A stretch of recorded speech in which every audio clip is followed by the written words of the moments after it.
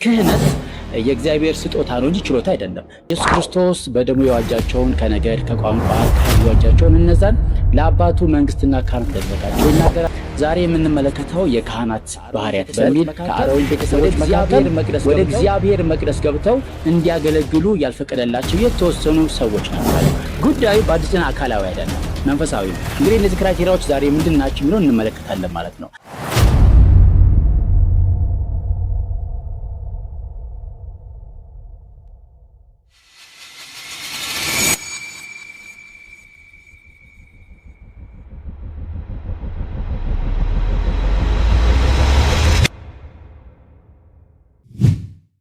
ሰላም ቅዱሳን እንዴት ናችሁ? ሰላም ናችሁ? ሰላም እናንተ ይሁን። ይህ የኤክሌሻ ዩቲዩብ ቻናል ነው።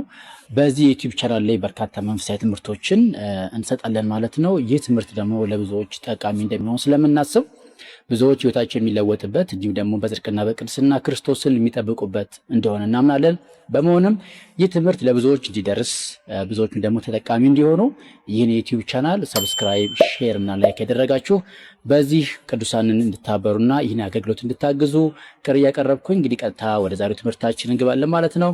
ዛሬ የምንመለከተው የካህናት ባህሪያት በሚል ከብሉይ ኪዳንና ከአዲስ ኪዳን ያሉ ሀሳቦችን በጥቂቱ እንማራለን ማለት ነው።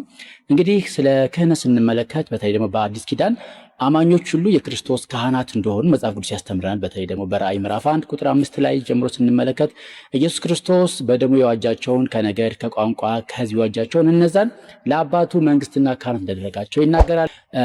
ኢየሱስ ክርስቶስ የእሱን በጎነት የሚነግሩ የተመረጠ ትውልድ የንጉሥ ካህናት ብሎ ይናገራል። በብዙ ቦታዎች ላይ መጽሐፍ ቅዱስ የአዲስ ኪዳን አማኞች ምንም አይነት ልዩነት ሳይኖር ሁሉም በአጠቃላይ ካህናት እንደሆኑ ያስተምራል ማለት ነው።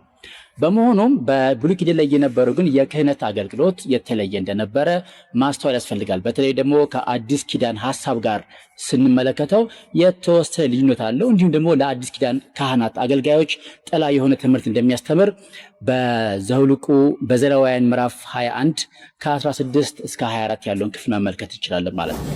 በዚህ ክፍል ስንመለከት እንግዲህ እግዚአብሔር ለመጀመሪያ ጊዜ እስራኤል የሚባለውን ሕዝብ ከመረጠ በኋላ ያገለግሉት ዘንድ በተለይ ደግሞ እንደገና ወደ መቅደስ በመግባት እንዲያገለግሉት የመረጠው የአሮንን ዘር ወይም ደግሞ እንደገና የአሮንን ትውልድ ነበረ። አሮን እንግዲህ የመጀመሪያው የእስራኤል ሊቀ ካህናት ነው። ከሱ በኋላ ደግሞ የነበሩት የአሮን ልጆች የአሮን ቤተሰብ በክህነት እግዚአብሔርን ያገለግሉት ነበር። ነገር ግን እግዚአብሔር ይህን የክህነት አገልግሎት ለአሮንና ለቤተሰቡ ሲሰጥ ከአሮን ቤተሰቦች መካከል ወደ እግዚአብሔር መቅደስ ገብተው እንዲያገለግሉ ያልፈቀደላቸው የተወሰኑ ሰዎች ነበሩ። እነዛ ሰዎች በዘራቸው ካህናት ቢሆኑም ወይም ደግሞ እግዚአብሔር የፈቀደላቸው የክህነት አገልግሎት የተሰጣቸው ቢሆኑም በዘራቸው ወይ ደግሞ የአሮን ካህን ዘር በመሆናቸው ማለት ነው። ነገር ግን ከነዚህ ህዝቦችና ከነዚህ ሰዎች መካከል ወደ መቅደስ ገብተው እግዚአብሔርን እንዲያገለግሉት እግዚአብሔር ያስቀመጠው የራሱ መመሪያና ክራይቴሪያ ነበረ። እንግዲህ እነዚህ ክራይቴሪያዎች ዛሬ ምንድን ናቸው የሚለውን እንመለከታለን ማለት ነው። ከዛ በፊት ግን ማወቅ ያለብን ክህነት የእግዚአብሔር ስጦታ ነው እንጂ ችሎታ አይደለም። ክህነት ሹመት ነው እንጂ ብቃት አይደለም። ስለዚህ በአዲስ ኪዳን ካህናት የሆኑ ሰዎች በሙሉ በእግዚአብሔር የተሾሙና እግዚአብሔር የመረጣቸው ናቸው እንጂ ብቁ ስለሆነ የተመረጡ አይደሉም። ልክ እንደዚህ ደግሞ እግዚአብሔር በብሉይ ኪዳንም የአሮንን ዘር ሲመርጥ እግዚአብሔር ያን ትውልድ የመረጠው ወይም ያን ቤተሰብ የመረጠው በራሱ የሾመውና ክህነት እንዲሆን የመረጣቸው ናቸው እንጂ አሮን መልካምነት ስለተገኘበት አይደለም። አሮን በዘሩ የተለየ ህዝብ ስለነበረ አይደለም። ነገር ግን እግዚአብሔር ከአሮን ልጆች መካከል እንዳያገለግሉ የፈለጋቸው ወይ ደግሞ እንዳያገለግሉ ወደ መቅደስ ገብተው እንዳያገለግሉ የመረጣቸው ወይ ደግሞ ያስቀመጣቸው ሰዎች እነማን ነበሩ? ለምንስ እንዳያገለግሉ አደረገ የሚለውን ዛሬ እንመለከታለን። እንዲሁም ደግሞ በአዲስ ኪዳን ለምንገኝ ለኛ ለእግዚአብሔር ካህናቶች ደግሞ ይህ እውቀት ወይ ደግሞ ይህ ትምህርት ለኛ ምን ሐሳብ ይሰጠናል የሚለውን እንመለከታለን ማለት ነው። ሌላው ማወቅ ያለብን ሐሳብ ምንድነው? እግዚአብሔር በእርግጥ የአሮን ዘሮች ወይ ደግሞ አሮንን ጨምሮ እንዳያገለግሉ ወደ መቅደስ ገብተው እግዚአብሔር እንዳያገለግሉት በመቅደስ ውስጥ እንዳያጥኑለት ዕቃዎችን እንዳይነኩ ቢከለክልም ነገር ግን የክህነትን እንጀራ እንዲበሉ አስቀምጦ ነበር። ይህም ደግሞ ለአዲስ ኪዳን አገልጋዮች ወይ ደግሞ ካህናት የራሱ የሆነ ልዩ ትምህርትና ሐሳብ አለው። ይህን ደግሞ እንደሚከተለው እንመለከታለን። ቀጥታ ወደ መጽሐፍ ቅዱስ ክፍል እንሂድና እሱን አንብበን ወደ ትምህርታችን ያለን ማለት ነው። እንግዲህ እንዳልኳችሁ በዘሌዋውያን ምዕራፍ 21 ላይ ከቁጥር 17 ጀምሮ ሲናገር ልክ እንደዚህ ይላል። ለአሮን እንዲህ ብለህ ንገረው፣ ከዘርህ በትውልዳቸው ነውር ያለበት ሰው ሁሉ የአምላኩን እንጀራ ያቀርብ ዘንድ አይቅረብ ይላል። የአምላኩን እንጀራ ያቀርብ ዘንድ አይቅረብ፣ ነውር ያለበት ይላል። እግዚአብሔር ነውር ብሎ የዘረዘራቸው ነገሮች ምንድን ናቸው? እነሱን እንመልከት። እነዚህም አንደኛ እውር ወይም አንካሳ ወይም አፍንጫ ደፍጣጣ ወይም ትርፍ አካል ያለው ወይም እግረ ሰባራ ወይም እጀ ሰባራ ወይም ጎባጣ ወይም ድንክ ወይም አይነ መጭማጫ ወይም እከካም ወይም ቋቁቻም ወይም ጃንደረባ ነውረኛ ሁሉ አይቅረብ። ከካህኑ ከአሮን ዘር ነውር ያለበት ሰው የእግዚአብሔርን የእሳት ቁርባን ያቀርብ ዘንድ አይቅረብ፣ ነውረኛ ነው። የአምላኩን እንጀራ ያቀርብ ዘንድ አይቅረብ።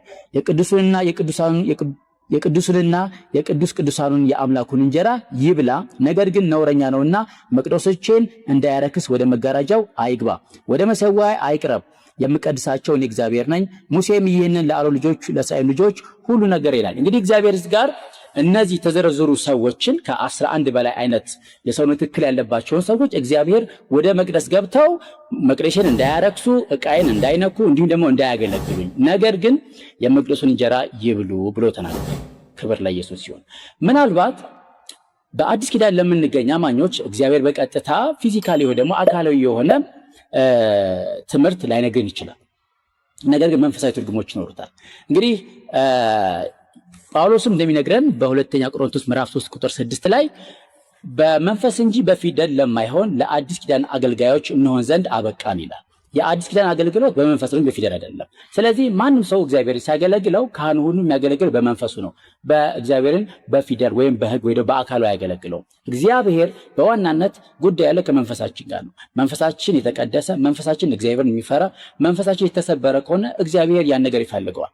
ነገር ግን ዛሬ ብዙዎች አካላዊ ጉዳይ ጋር፣ ብቃት ጋር፣ ችሎታ ጋር የእግዚአብሔርን ክህነት በመቀየጥ ነገሮች ሲያበላሹ እንመለከታለን። እግዚአብሔር ግን የሚፈልገው በመንፈሳችን እግዚአብሔር እንድናገለግለ ነው። ይህ ደግሞ መሰረታዊ ምክንያት ለምን መሰላችሁ? እግዚአብሔር መንፈስ ስለሆነ ነው። መንፈስ የሆነውን ጌታ የምናገለግለው በመንፈስ ነው። በተጨማሪም ደግሞ እግዚአብሔር ለአዲስ ኪዳን አገልጋዮች ለልጆቹ በሙሉ ወይም ደግሞ ካህናት ለተባሉ በሙሉ ልዩ ጸጋ ሰጥቷል። በእግዚአብሔር ቤት ውስጥ ያለ ጸጋ ቢመላለስ አንድም ልጅ የለም። እግዚአብሔር በቤቱ ልጅና የእንጀራ ልጅ የለውም፣ ሁሉም ልጆቹ ናቸው። እግዚአብሔር ደግሞ ልጅ ያደረገውን በክርስቶስ የወለደውን ሰው ሁሉ ለእያንዳንዱ የራሱን የጸጋ ስጦታ ሰጥቶታል። ይህም ደግሞ ለቅዱሳን መታነጽ፣ ለቤተ ክርስቲያን መሰራት እንዲሆን ማለት ነው።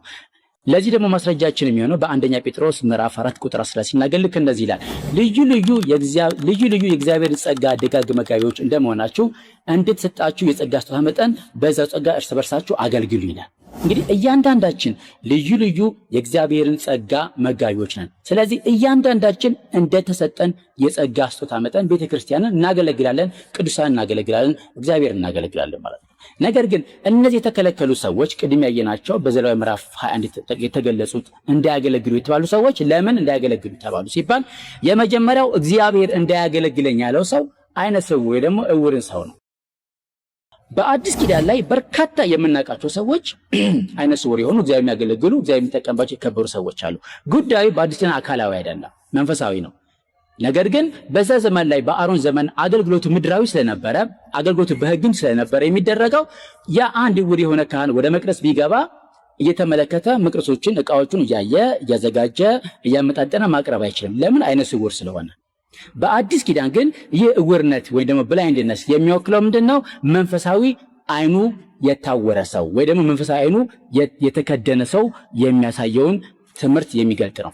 እግዚአብሔርን በመንፈሳዊ ዓይናችን ዕውር ሆነን ወይ ደግሞ መንፈሳዊ ዓይናችን ታውሮ እግዚአብሔርን ማገልገል አንችልም። የእግዚአብሔር ሕዝብንም ማገልገል አንችልም። የሚያሻግር ሰው የሚመለከት ሰው ነው። የሚያሳልፍ ሰው የሚመለከት ሰው ነው። ስለዚህ ዓይኖቻችን ካልተከፈቱ በመንፈሳዊ ዓለም ላይ እግዚአብሔርን ማየት ካልቻል፣ የእግዚአብሔርን ክብር ማየት ካልቻል፣ የከበረውን ጌታ ማየት ካልቻል፣ እግዚአብሔርን አይተን ሰዎችን እዩ ማለት አንችልም። እግዚአብሔርን ሳንመለከት ለሰዎች እግዚአብሔር ተመልኮት ማለት አንችልም። ስለዚህ መንፈሳዊ ዓይኖቻችን ሊከፈቱ ያስፈልጋል ማለት ነው። በሁለተኛ ጴጥሮስ ምዕራፍ 1 ላይ ሲናገር ከቁጥር 5 ከተ ሲናገር ማለት ነው እነዚህ ሁላ ነገሮች የሌሉ ሰው ይላል። ከቁጥር 7-8 ዝቅ ብሎ ሲናገር ማለት ነው አይነ ስውር ነው፣ ዕውር ነው፣ የቅርቡን ብቻ ይመለከታል የሩቁን ማያይም ይላል። ስለዚህ አይነ ስውርነት በመንፈሳዊ ዓለም ውስጥ ትልቅ ተግዳሮት ነው። እግዚአብሔር አይኖቻችንን ይክፈት። ዛሬ አይኖቻችን የሚከፈትበት ከመንፈሳዊ ዕውርነት ነፃ የምንወጣበት የምንፈወስበት አንዱ መንገድ የእግዚአብሔርን ቃል በሚገባ ማወቅ ነው። ስለዚህ የእግዚአብሔርን ቃል ባወቅን ቁጥር ከመንፈሳዊ እውርነትና ከመንፈሳዊ መጋረድ ነፃ እንወጣለን ማለት ነው። ስለዚህ የመጀመሪያው ነገር እውር ሰው እግዚአብሔርን ሊያገለግለው ይናገር ነበረ። አሁንም ደግሞ በመንፈሳዊ ዓለም ላይ ወይ በክርስትና በተለይ በዚህ በአዲስ ኪዳን ላይ በመንፈሳዊ እውርነት የምንማለ ሰዎች አይኖቻችን ተከፍተው እግዚአብሔርን ማገልገል ያስፈልገናል ማለት ነው።